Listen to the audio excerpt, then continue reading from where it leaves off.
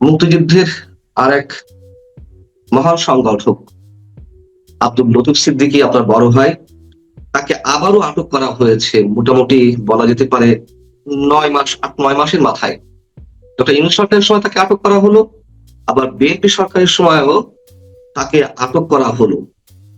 আমি যদি সরাসরি আপনাকে প্রশ্ন করি যে হাতে গোনা যে কজন মুক্তিযোদ্ধা আপনি সহ কথা বলছেন ষড়যন্ত্রকারীদের বিরুদ্ধে, জঙ্গিবাদের বিরুদ্ধে, স্বাধীনতার বিরোধী শক্তির বিরুদ্ধে, এটি কি তেমন কোন ষড়যন্ত্র বা তাকে আটকের মধ্য দিয়ে কি রাষ্ট্র কোনো বিশেষ সিগন্যাল দেওয়ার চেষ্টা করছে আপনাদের মতো মানুষকে? কি বলবেন আপনি? আপনাকে ধন্যবাদ, যারা শুনছেন তাদেরকেও ধন্যবাদ। জাতিতে সময় সময় এমন বিপর্যয় আসে, যেটা এখন এসেছে। লতিফ সিদ্দিকীকে তত্ত্বাবধায়ক সরকার, অন্তর্বর্তীকালীন সরকার গ্রেপ্তার করেছিল সম্পূর্ণ মিথ্যা একটি অজুহাতে। হয়তো এবার যাওয়া হবে না, আমি কোর্টে গিয়ে দেখবো কোর্ট কি বলতে চায়, কোর্ট কি দেশটাকে জাহান্নামে পাঠিয়ে দিতে চায় কি চায় না। আমার কিন্তু মনে হয়েছে 87 বছরের একজন মানুষ, আমার কথা আছে, আমি বলতে চাই, একটা মিনিট সেই আদালত অপেক্ষা করেন, আর কথা শোনেন। আদালতের প্রতি অভিযুক্তের আস্থা না থাকলে তো কোনো মতেই বিচার হতে পারে।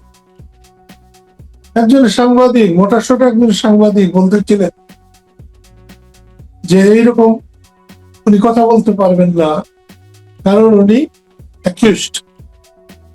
যারা অভিযুক্ত তারা কেন কথা বলতে পারবে না? যত কথা আছে হঠাৎ করে এনে যদি বলেন তাও বলতে পারবেন।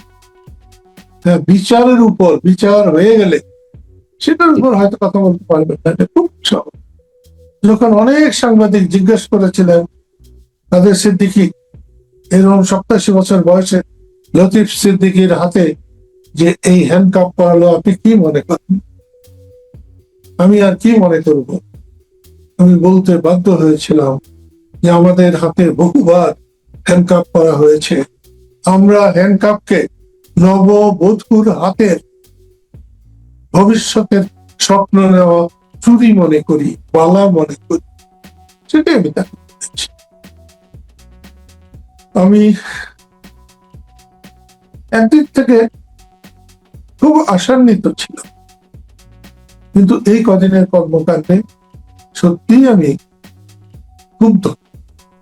বলছেন যে ষড়যন্ত্র হতে পারে, ষড়যন্ত্র হতে পারে, কিন্তু যদি সেটি না হয়ে থাকে, যদি প্রচ্ছন্ন বিশেষ কারো ইঙ্গিতে তিনি আটক হয়ে থাকেন, অথবা আমি যদি প্রশ্নটি এইভাবে করি যে আমরা দেখেছি ডক্টর ইউনূস সরকারের সময় মুক্তিযোদ্ধাদের গলায় জুতার মালা, বঙ্গবন্ধুর মাথায় মলমূত্র ত্যাগ করা হয়েছে বঙ্গবন্ধু ভাস্কর্যের মাথায়, আপনি সেটা নিয়ে রিয়াক্ট করেছেন, প্রতিক্রিয়া জানিয়েছেন, এবং পুরো 1.5 বছর ডক্টর ইউনূসের শাসন আমলে যা চলছিল সেখান থেকে অনেকে বলেন যে খুব বেশি পরিবর্তন হয়নি।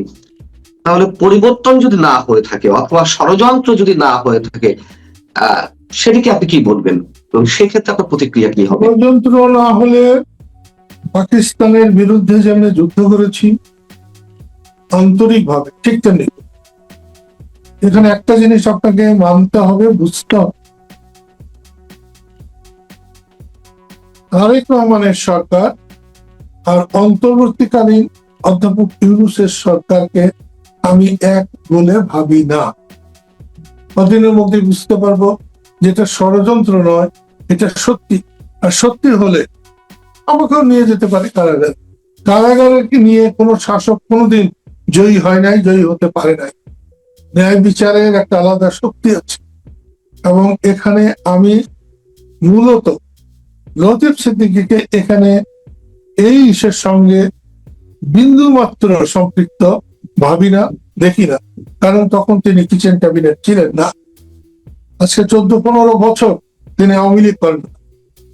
আজকে যারা এত বড় বড় কথা বলে, আমি সেই 99 সাল থেকে শেখ হাসিনার বিরুদ্ধে বলা যায় না, শেখ হাসিনা যেসব কাজ করতেছেন আমাদের পছন্দ হয়নি, সেই কাজের বিরুদ্ধে আমি প্রতিবাদ করি। এখনো করছি। কিন্তু শেখ হাসিনার বিচার হবে, ফাঁসি দেবে, সেটাও যে হয়ে হয়ে করে নাচবো, হাততালি দেবো, সেরকম মানুষ আমি না। বঙ্গবন্ধুর কন্যা শেখ হাসিনা আমার রক্ত না হতে পারে, কিন্তু আমার রাজনৈতিক সম্পর্ক। আমি এবং চাই এই ধারা যদি জি বলুন। জি বলুন না, যদি এই ধারা অব্যাহত থাকে, আজকে লতিফ সিদ্দিকীকে নেওয়া হয়েছে, কালকে যদি আপনাকে নেয়, এবং আহ মুক্তিযোদ্ধারা যদি নিরাপদ না মনে করেন এই রাষ্ট্রকে, তাহলে আসলে কি হতে যাচ্ছে আর কি হবে, পরিণতিটা কি আসলে? আমি আল্লাহকে হাজের নাজের জেনে আপনাকে বলতে পারি, এ রাষ্ট্র মুক্তিযুদ্ধের রাষ্ট্র, এ দেশ বঙ্গবন্ধুর দেশ, এ দেশ আমাদের দেশ, 18 কোটি মানুষের দেশ। মুক্তিযুদ্ধ পরাজিত শক্তির দেশ এটা নয়। পাকিস্তানি পশু শক্তি আমাদের চাইতে লাখো গুণ অস্ত্রের শক্তি ছিল, ছিল না তাদের ইমানের শক্তি, ছিল না তাদের আত্মার শক্তি।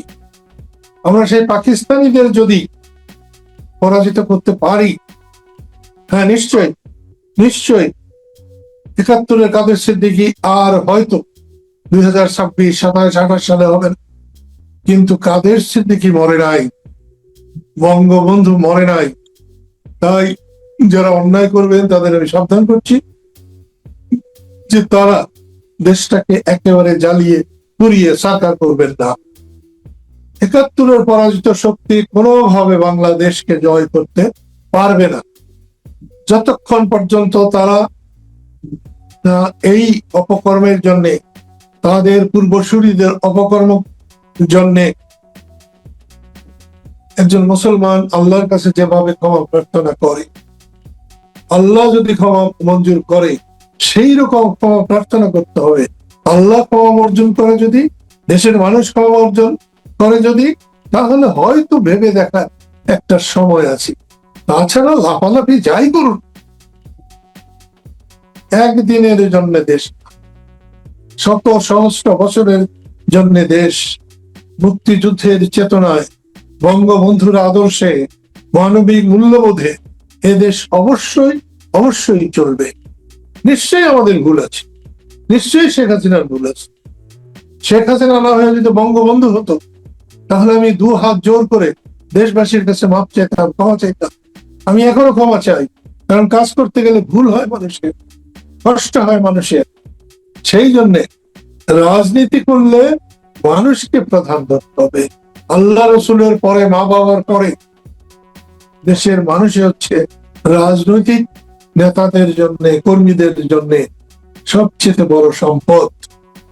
আপনি সাম্প্রতিক একটা অনুষ্ঠানে একদিন আগে বলেছেন যে আপনার বিরোধিতা যারা করবে তাদের সবাইকে নির্মূল করে ফেলবেন, এটা তো রাষ্ট্রের পলিসি হতে পারে না। আপনি যখন দায়িত্ব পাবেন, তখন তার জানমাল ও সম্মানের নিরাপত্তা দেওয়ার দায়িত্ব আপনার। এই কথাগুলো কার উদ্দেশ্যে বা কাদের উদ্দেশ্যে আপনার মন্তব্য? কথাটা কি মিথ্যে? কার উদ্দেশ্যে না, সকলের উদ্দেশ্যে, সকলের। আমার উদ্দেশ্যে তারেক রহমানের উদ্দেশ্যে একথা আমার খালেদা জিয়ার উদ্দেশ্য ছিল, শেখ হাসিনার উদ্দেশ্য। আপনার পরম শত্রু তিনি। আপনি যেদিন সরকারি দায়িত্ব নেবেন, নেওয়ার পরে সেই পরম শত্রুটিরও আপনি সেবক হবেন, দাস হবেন, এ কথাটা আপনাকে মনে রাখতে হবে।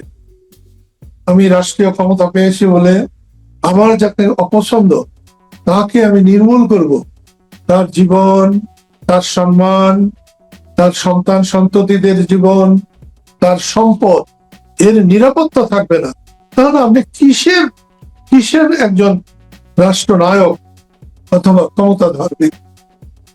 আমি মনে করি আল্লাহ তাআলা যার হাতে ক্ষমতা দিয়েছেন তাকেই দায়িত্ব দিয়েছেন অন্যকে সম্মান করার, অন্যকে ছোট করে বড় হওয়ায় কোনো সার্থকতা। অন্যকে বড় করে যদি কিছুটা বড় হওয়া যায়, সেখানে হয়তো কিছুটা সার্থক। এখন দেশের সবচেয়ে বড় প্রয়োজন বিশ্বাস। বিশ্বাসের বড় অভাব হয়ে গেছে। এখন দেশে একে অপরকে সম্মান করে না, আস্থা নাই। সেই আস্থা ফিরিয়ে আনা দরকার, ভারসাম্য ফিরিয়ে আনা দরকার। এখানে কেউ চেঙ্গিস খান হয়ে, কেউ নমরুদ ফেরাউন হয়ে, আর যাই হোক বাংলাদেশকে সুন্দর করতে পারে। বঙ্গবন্ধু যদি স্বাধীনতার পর যারা পাকিস্তানি সমর্থক ছিলেন, রাজাকার, আল বদর, আল শামসের, ওইভাবে ক্ষমা না করতেন, তাহলে আমরা বাংলাদেশে এতদিনও থাকতাম। অনেকের মনে হয় এটা ভুল হয়েছে, ওটা অনেকে মনে করেন একটা মারলে 10টা কেন মারবে না। একটা মারলে 10টা যিনি মারেন, তিনি কোনো কিছু নিয়ন্ত্রণ করতে পারেন না। একটা মারলে আর আরেকটাও যাতে কেউ মারতে না পারে, এর নিয়ন্ত্রণ ক্ষমতা যার আছে, নিয়ন্ত্রণ বোধ যার আছে, তিনি এটা খারাপ ব্যবহার করে, গালি দিয়ে মানুষের মন পাওয়া যায় না।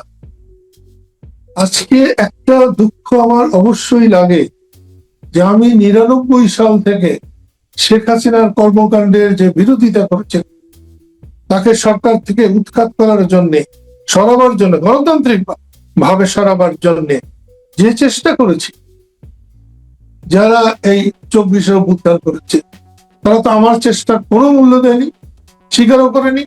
বিএনপি যে করেছে সেটাও স্বীকার করেনি। লতিফ সিদ্দিকী যে 15 বছরই করছেন, স্বীকার করেনি। সাধারণ আপামর জনসাধারণ লাখে লাখে তাদেরকে বিশ্বাস করে রাস্তায় নেমেছিল, এটাও তো 24 সালেরা স্বীকার করেনি। যে জন্য আমি খুব দুঃখিত যে ভবিষ্যতে যদি কেউ স্বৈরাচার হয়, তাকে বাধা দিতে রাস্তায় মানুষ ঝাঁপিয়ে পড়বে না। তাদের এই ব্যর্থতা, 24-এর ব্যর্থতা, 24-এর এই নেতাগুলোর ব্যর্থতা,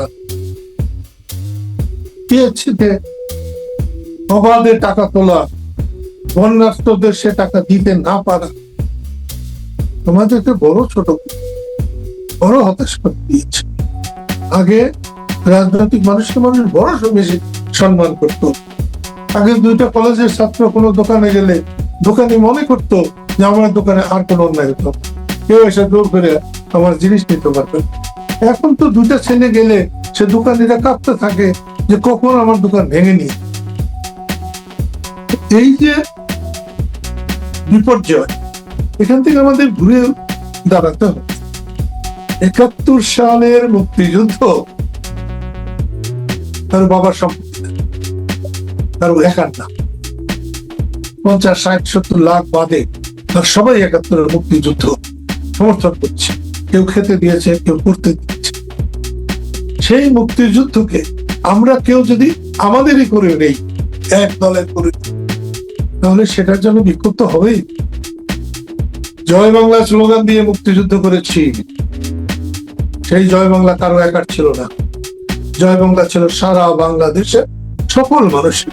হ্যাঁ, রাজাকারের স্পাইটার ছিল, আল বদরের ছিল না, আল শামসের ছিল না, বাকিদের তো ছিল।